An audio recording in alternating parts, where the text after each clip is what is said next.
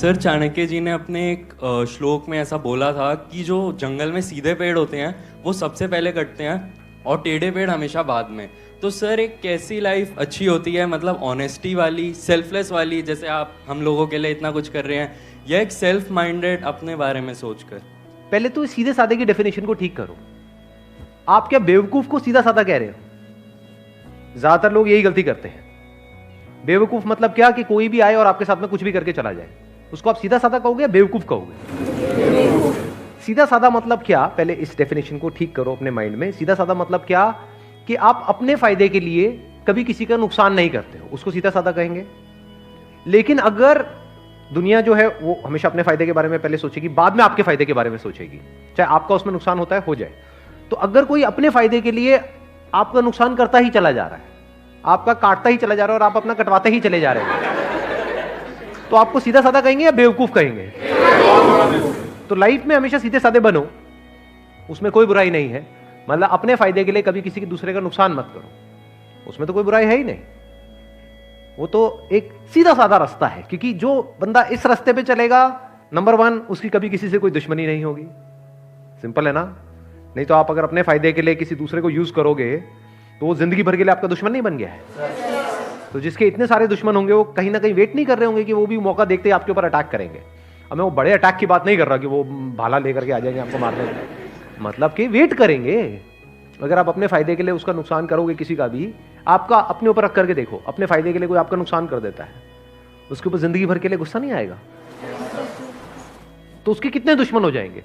सोचो, एक के साथ ऐसा करेगा, 2 के साथ करेगा, 3 के साथ करेगा, उसके बाद उसको पता ही नहीं लगेगा कि मैं कर क्या रहा हूं, उसकी आदत बन जाएगी, तो बंदा करप्ट हो गया अंदर से। तो मरते दम तक डर में ही जिएगा। लॉ एंड ऑर्डर का डर, उसके अलावा लोगों का डर, ऊपर से अंदर से कहीं ना कहीं रिग्रेट। क्योंकि जरूरी नहीं है आप जिस लेवल तक सोच करके किसी का गलत कर रहे हो उसी लेवल तक होता है, कई बार उससे बहुत ज्यादा हो जाता है। आप समझ गए मेरी बात? आप सोच रहे हो कि हाँ मेरे ये करने से सिर्फ इतना ही होगा, लेकिन बाद में आपको पता लगा सिर्फ इतना ही नहीं हुआ, उसकी वजह से ये भी हो गया। तो जिंदगी भर के लिए अंदर रिग्रेट्स आ जाएंगी कई तरह की। तो आप जियोगे क्या? ऊपर ऊपर से आपको ये सब करके थोड़ी बहुत सक्सेस मिल भी गई और अंदर से डर में जी रहे हो, अंदर से स्ट्रेस में जी रहे हो, तो ऐसी लाइफ किस काम की? सब बेकार हो गया ना। तो अब पॉइंट ये है यहां पे समझने वाला कि लाइफ में सीधा साधा बनो। सीधा साधा मतलब बिल्कुल सीधा साधा रास्ता पकड़ो, टेढ़े मेढ़े रास्तों के चक्करों में मत पड़ो। लाइफ में सीधा साधा बनो, लेकिन बेवकूफ मत बनो।